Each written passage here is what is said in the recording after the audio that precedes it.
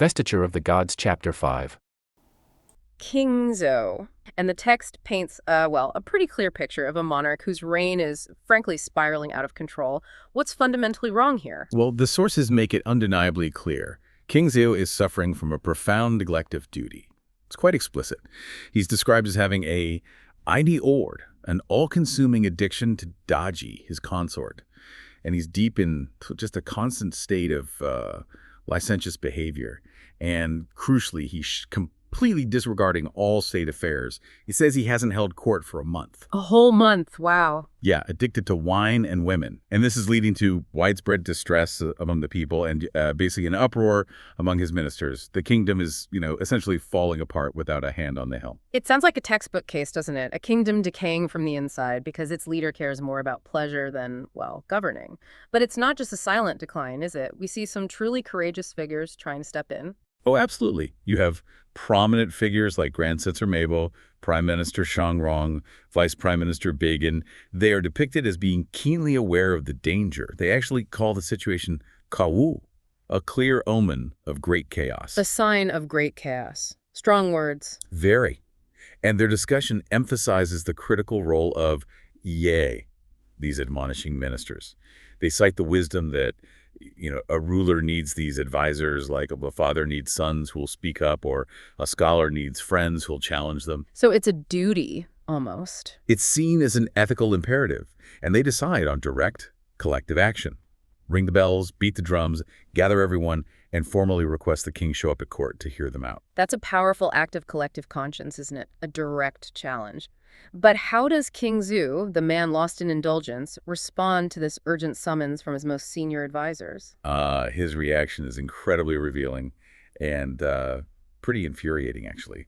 We find him feasting in the opulent star-picking tower when the alarm bells ring. Of course he is. Right. And his immediate concern isn't the kingdom, it's Daji's comfort. He tells her, essentially, "Beauty, hang tight, I'll be right back as soon as I leave court." Unbelievable. Then, when he's confronted with this pile of memorials, he expresses just utter weariness, like they're bothering him. What? He even considers just dismissing court entirely. Just sending them all away. Exactly.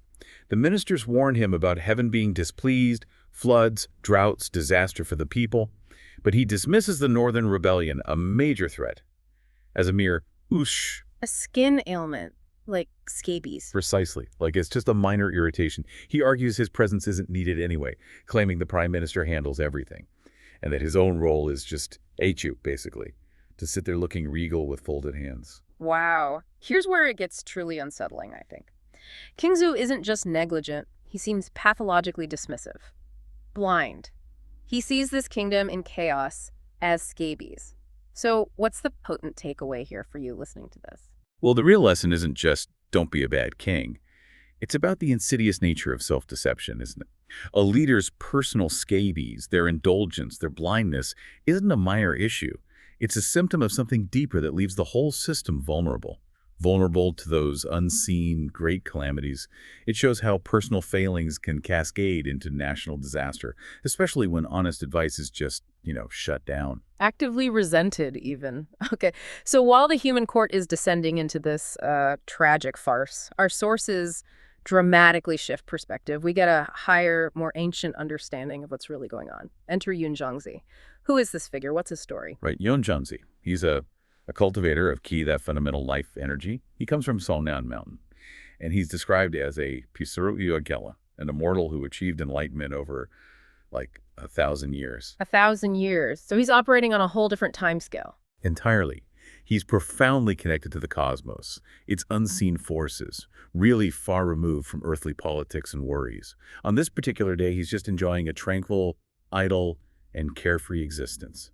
The text says he's simply carrying a basket, intending to gather herbs at Tiger's Cliff. So, an ancient immortal, just out for a quiet stroll, gathering herbs, seems peaceful enough. But this serene moment is about to be profoundly disturbed, isn't it? Precisely.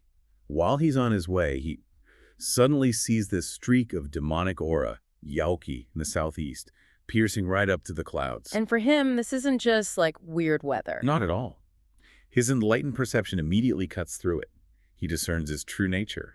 All right, This creature, he realizes, is merely a 1,000-year-old fox spirit, and she's impersonating a human and hiding right there within the imperial palace of Cherosh. Hiding in plain sight, basically, as Daji. Exactly. And Yin Zhongzi's assessment.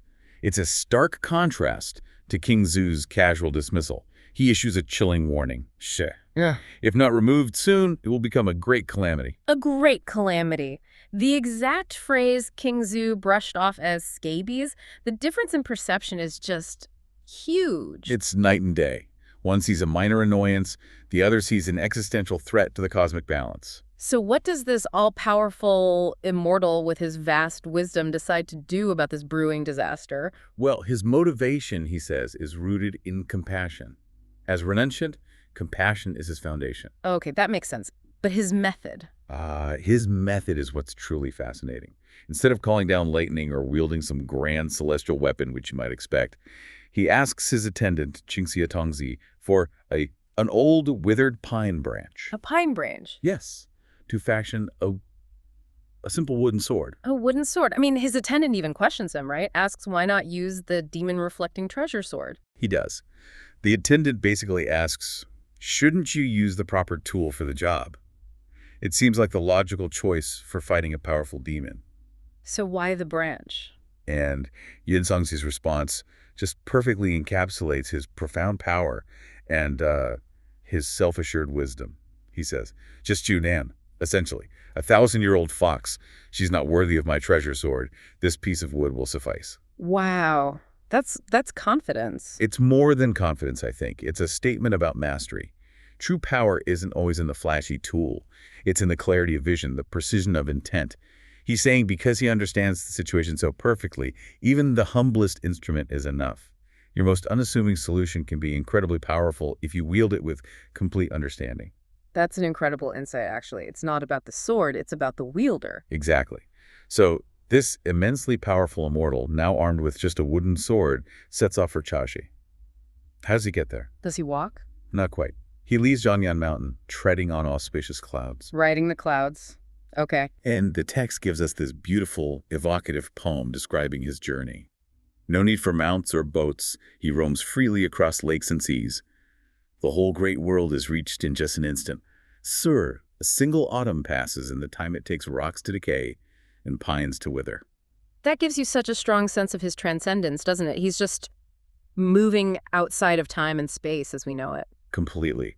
He moves beyond earthly limitations, perceiving and traversing reality in ways totally alien to those caught up in the palace's petty dramas. He's operating on an entirely different level. While they're arguing about court appearances, he's sensing cosmic imbalances. Precisely. His perception, his means, his timeline, it's all different. He sees the root cause, not just the symptoms. So Yun Songzi, the immortal with his humble wooden sword, arrives at the imperial palace. What happens when this celestial visitor tries to get in? Well, an official at the Meridian Gate official, announces his presence. He says, cultivator of Qi, Yun Zhongzi from Zhongyan Mountain, seeks an audience. Does he say why? The official adds that Yun Zhongzi TJ, he has secret important matters to discuss. And because they're so important, he dares not presume just to walk in, but Yuchur requests an imperial decree for a decision. He's being very proper. Okay. Now, here's another moment where King Zhu's character just shines through in his own cynical way. How does he react to this news? Oh, it's classic King Zhu. He's still stuck there, faced with all the Yuchur, all the officials still holding their memorials, waiting. Still trying to get him to do his job. Exactly. And he sees Yun Zhongzi's arrival not as, maybe a potential solution to the great calamity Yun Zhongzi perceives. No, he sees it as a wonderfully convenient distraction. A distraction? From what? From his ministers. His internal monologue is incredibly telling. He thinks, ha, endure. Better to summon this Daoist to just chat with me. Why? So that the officials will naturally stop their clamoring, and bonus, he can avoid the reputation of refusing advice. He's using an immortal envoy as a political shield. It's a purely calculated, self-serving maneuver, using a potentially divine intervention as a tool to manage his own image and avoid responsibility. It's breathtakingly cynical. Fascinating. He completely misses the cosmic significance, doesn't he? Sees him only through this lens of political expediency. So how does Yunzhongzi, the immortal, make his entrance before this oblivious king? The text gives us this really vivid description. It really does. It paints this majestic, incredibly dignified picture. He walks in with wide robes, long sleeves. He's holding a whisk, often symbolic in Taoism. And he's sort of floating, walking slowly, serenely. So visually, he's impressive. Immensely. And then there's this incredibly detailed poetic description. It's not just about his clothes, it's about his being. It describes his cap, ribbons like leaves, points on his forehead representing cosmic lights, circles behind his head dividing sun and moon, his jade-green Daoist robe patterned with yin and yang, sashes tied in knots associated with the Queen Mother of the West. Wow. Shoes for treading clouds that make the stars timid at night. When he goes up mountains, tigers bow down. When he enters the sea, dragons kneel. His face is like smooth powder, lips like cinnabar red. And then the purpose. You try it. One heart focused on alleviating the emperor's worries. A good Taoist whose two hands can mend the imperfections of heaven and earth. That's not just an entrance, that's a statement. He embodies cosmic order. Exactly. And if you connect this to the bigger picture, it just powerfully highlights the stark contrast between the two realms colliding here. You have King Zhu, totally tangled up in worldly, petty concerns, neglecting his realm for base pleasures. Right. And then Yun Changzi arrives, literally embodying cosmic harmony. His whole appearance is a living testament to divine order, and he has this clear, focused purpose: mend the heavens, fix the earth, help the emperor. Even if the emperor doesn't realize he needs help. Precisely. It's a profound clash of realms, of priorities, and fundamentally of understanding. One sees only superficial distractions and political games. The other perceives a deep cosmic imbalance and has arrived with a simple wooden sword to correct it. Yunzhongzi shows up at King Zhu's super opulent royal palace.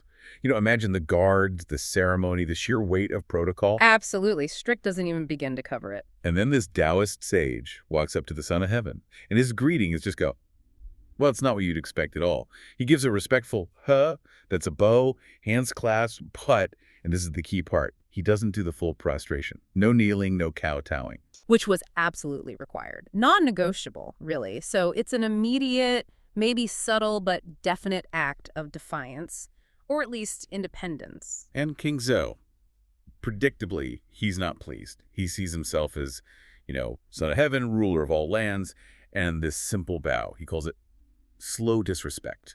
Yeah, the text says he actually thinks about punishing him right there, but maybe he's curious or wants to look generous. For whatever reason, he decides to question Yunchangzi first. Which turns out to be crucial. It gives the sage an opening. A huge one. So Zhao asks, where are you from? Standard question. But Yunzhongzi's answer isn't standard at all. He just says, from clouds and water. Cryptic, right. Right. King Zhou pushes him, okay, what do you mean clouds and water? And Yunzhongzi comes back with this beautiful line. Meaning, heart like a white cloud, always free, like flowing water going east or west. He's basically painting a picture of complete freedom, total detachment, not just from the court, but from, everything. That already clashes with Zhu's whole world, which is all about control, hierarchy, Totally. But Zhu is sharp. The text calls him clever and wise, so he throws back a challenge. Okay, fine. When the clouds scatter and the water dries up, where do you go then? He's trying to find the limit, the end point. Good question, actually. What happens when the metaphor runs out? But Yunzhongzi's answer is even deeper. When clouds scatter, the bright moon hangs in the sky. When water dries, a clear pearl appears. Wow. So something essential remains. Transcendence. Exactly. An unchanging reality beyond the temporary forms. And this completely flips the script for King Zhu. His anger just melts away. Right. He suddenly sees Yunzhongzi not as disrespectful, but as a Sushu, a great sage, knowledgeable and insightful. And he gives him a seat of honor. It's a massive shift. Yunzhongzi, just through his words, has kind of forced the emperor to recognize a different kind of authority, maybe even a higher one. Yeah, that initial exchange is all about challenging assumptions, isn't it? His greeting, his answers, they scream spiritual independence over earthly power. It really makes you think, how much do you value that external nod versus your own inner freedom? That's the question he puts to Zhu without even asking it. So now Yunzhongzi has the king's respect. He's seated.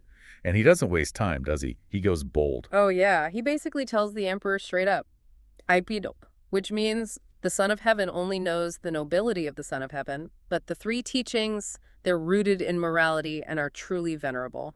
The three teachings. So Confucianism, Buddhism, and Taoism. He's saying spiritual traditions hold more weight than imperial rank. To the emperor's face. Pretty much. And then he doubles down, explaining why Taoism, his path, embodies this supreme wisdom. He paints this picture of a life that is the absolute opposite of King Xu's. And what a picture. He says Taoists are totally unbound. They don't bow to the Son of Heaven, don't visit dukes or ministers. They actively excocate.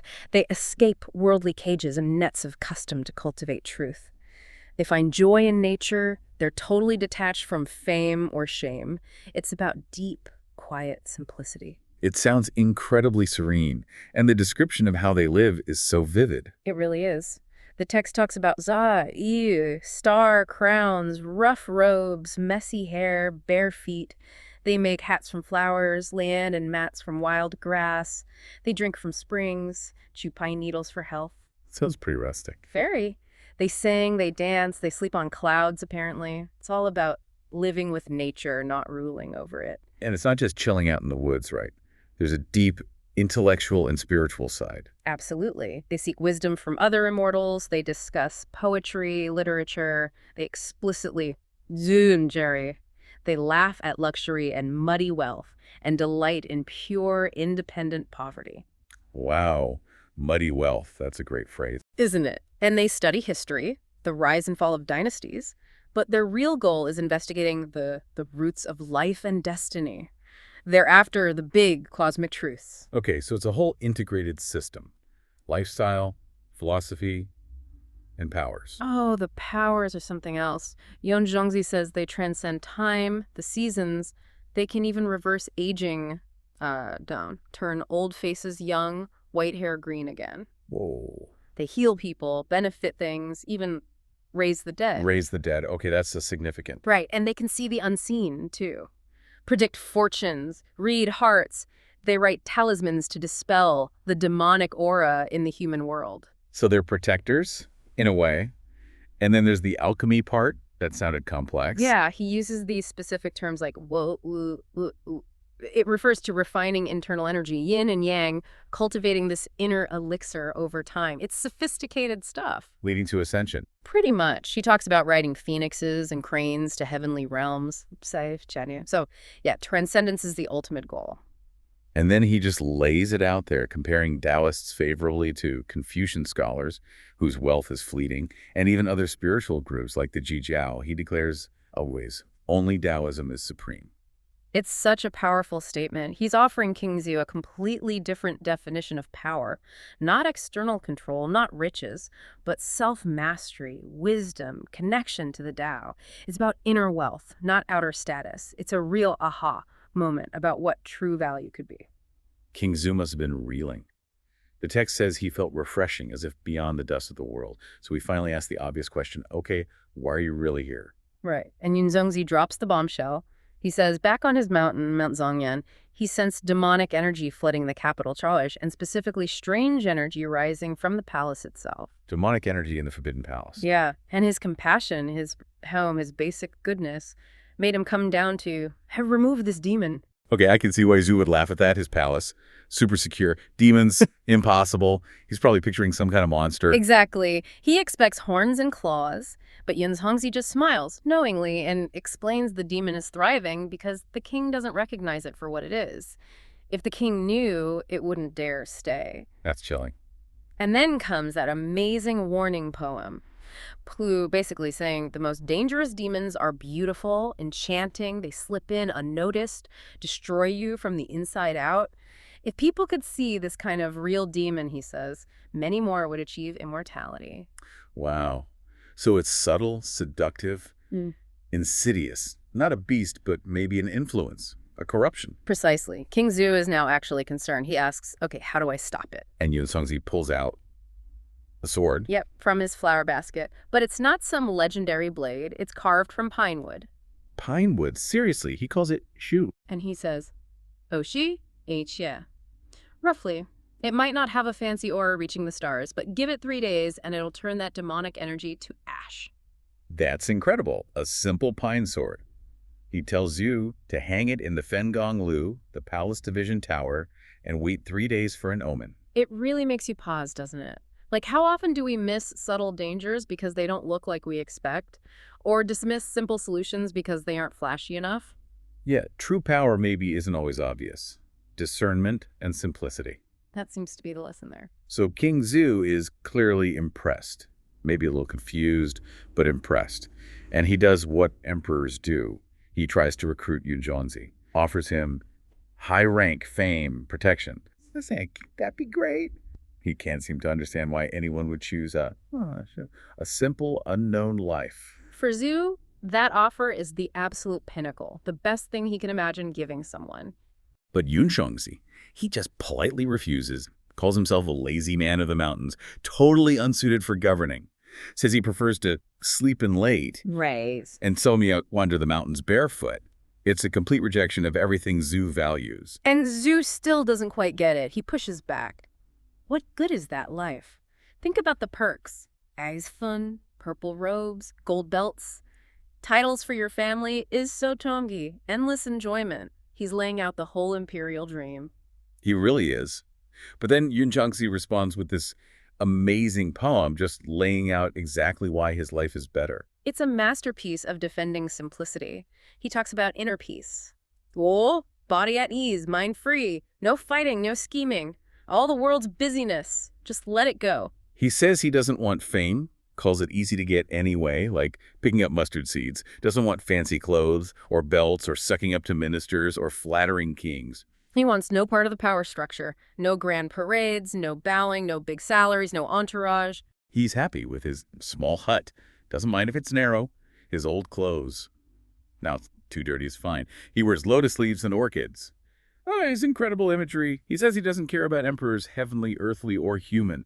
Doesn't care about time passing the Eoshu, the moon rising, the sun setting. He dreams of going to the peach banquet of the immortals. It just throws the whole definition of a rich life into question, doesn't it? What really matters?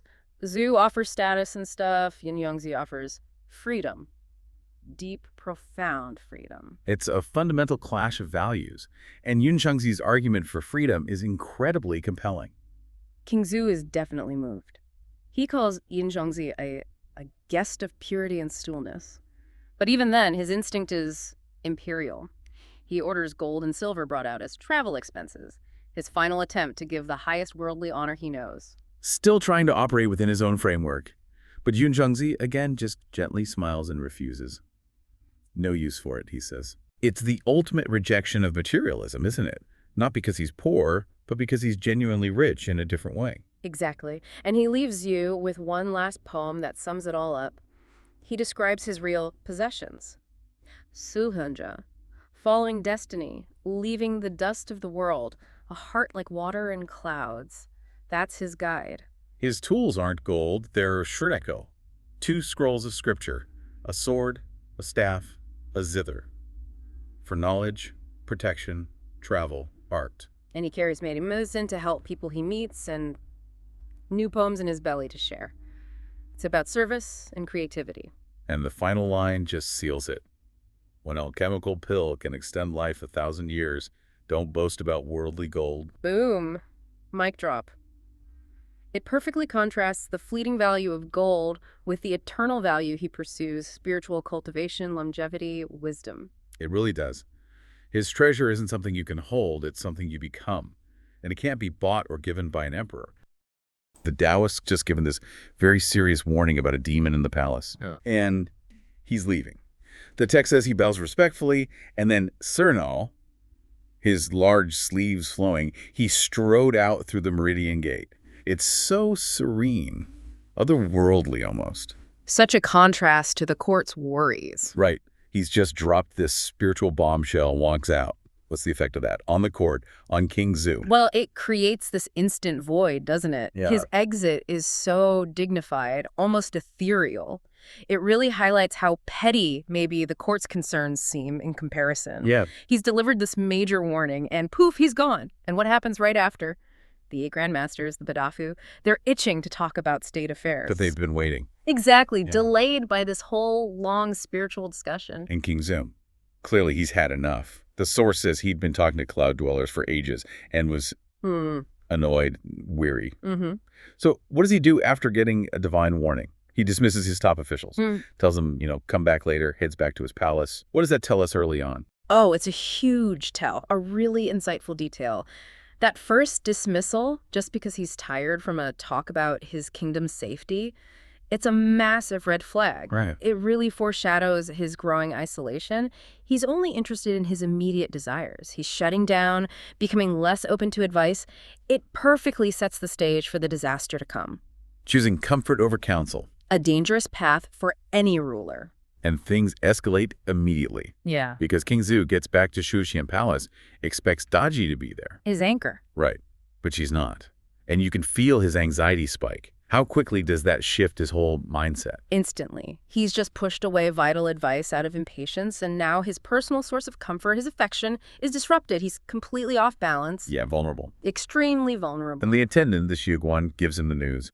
Daji is suddenly violently ill, unconscious, bedridden. And this isn't just like a headache. The description is severe, sudden, alarming. And King Zu's reaction. Yeah. It's pure panic. Absolutely blindsided. He rushes to her bedside, throws back the golden dragon curtain and the description of Daji. Wow. Terrifying. Face like a withered branch, lips white as paper, faint, barely breathing like she's almost dead. He's distraught. Cries out, "Wapahe, more." How can she be so gravely ill after just a moment? Why make the description so graphic? Well, the text isn't just describing sickness, is it? It's crafting this shocking, visceral image. It's designed purely to manipulate King Zu. To shift his focus completely. Exactly. Away from the sage's warning, onto his beloved concubine's suffering. The extremity screams, unnatural cause, but he's too wrapped up in emotion to see it. He's lost in panic already. Right, and this is where the story does something really interesting. It pulls back. Yeah, it gives us, the audience, this almost privileged view, like we're looking behind the curtain. It tells us the truth flat out. Daji's condition. It's directly caused by Gou, Cloud Dweller's precious sword hanging in the palace partition building. Which is, it's suppressing the fox spirit. We know what's really going on. It's like watching a thriller where you know who the killer is, but the main character has no clue. And the stakes. The text spells it out. If that sword had worked, killed the demon. It's on bomba if for one. It would have saved the Shang dynasty. Just think about that. A huge what if hanging right there. But then, the narrator adds this layer, almost tempering our hope, maybe. Right, the cosmic perspective. It says, Shou Fu's de Xiaobon. It was destined for King Zu's empire to fail and the Zhu dynasty to rise. So because of that destiny, King Zhu was ultimately deluded by her. It brings in this idea of heaven's will, fate, predestination. So, if it's all preordained, what about their choices? Do they even matter? That's the million-dollar question, isn't it? Are their actions just cogs in the machine of fate? It makes our choices feel even more tragic, maybe, knowing the outcome is set. And Daji is about to give the performance of a lifetime, playing right into this destiny. Oh, it's a masterclass. Pure deception. The text describes her, barely opening her eyes, forcing her lips open, groaning, panting. She puts on this whole show. Tells him this elaborate story. Yeah, she says basically, I went to greet you, got to the palace partition building, looked up, saw that sword. And boom, cold sweat suddenly collapsed. Exactly. She doesn't just lie. She directly links her illness to the sword. How clever is that? It's brilliant psychological warfare. She doesn't just lie. She builds this whole narrative around his love for her, his guilt, his pride. She takes the one thing meant to save him, the sword, and turns it into the weapon that's supposedly killing her. It perfectly deflects suspicion away from herself. And points it straight at Cloud Dweller, the sorcerer, making Zhu feel protective, not suspicious. And she keeps going, laments her foyer, her frail fate, says she can't serve him much longer. Christina and I. Then begs him tearfully, take care of yourself, don't worry about little old me. All while tears streaming. Textbook emotional manipulation. Feign terminal illness, then act selfless. It makes him feel indispensable and guilty. Frames herself as this fragile victim. totally disarming any rational thought he might have had left about that sword or the warning. She's weaponized his love, his ego, everything. And King Zhu, predictably, Buys it completely. the text says he's shocked, speechless, tearful himself, falls for it hook, line, and sinker, exclaims, "Fear." I was mistaken, almost misled by that sorcerer. His whole perception just flips 180 degrees. His logic gets completely twisted. He reinterprets Cloud Dweller's warning about evil. Evil, yes. What was it? That guy's demonic magic trying to hurt my beautiful Daoji. Right. Then dismisses the idea of a demon in the palace entirely. It's so deep and secluded here. How could there possibly be demons? Total rationalization. He concludes, Lunjere, the sorcerer misled people. I was sold out. It's stunning how fast emotion can just override reason. And the consequence is immediate and devastating. Anger, worry for Daoji. He gives the order.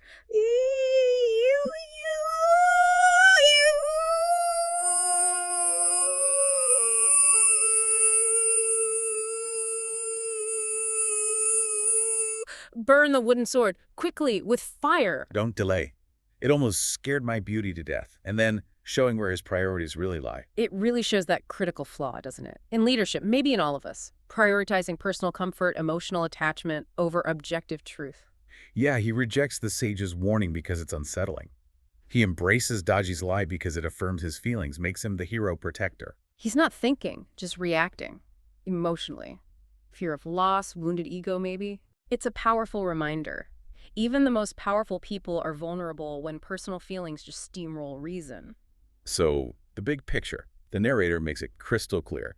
This one act, burning the sword. Huge consequences. If he hadn't burned it, the Shang dynasty would have survived. That one decision, born from delusion, it seals the fate of everything. Wow. The point of no return. Absolutely, because the sword is gone, Sifal, demonic key gets locked in, solidifies its hold in the palace. Daoji's influence becomes absolute, unchecked. And King Zhu just spirals. The text says he becomes entangled, confused, erratic, neglects state affairs. Leading to Cibola, the people resentful, heaven displeased, and the end result. Seiki, he basically just gives the empire away to the Western Earl, Shibo, for nothing. A tragic end.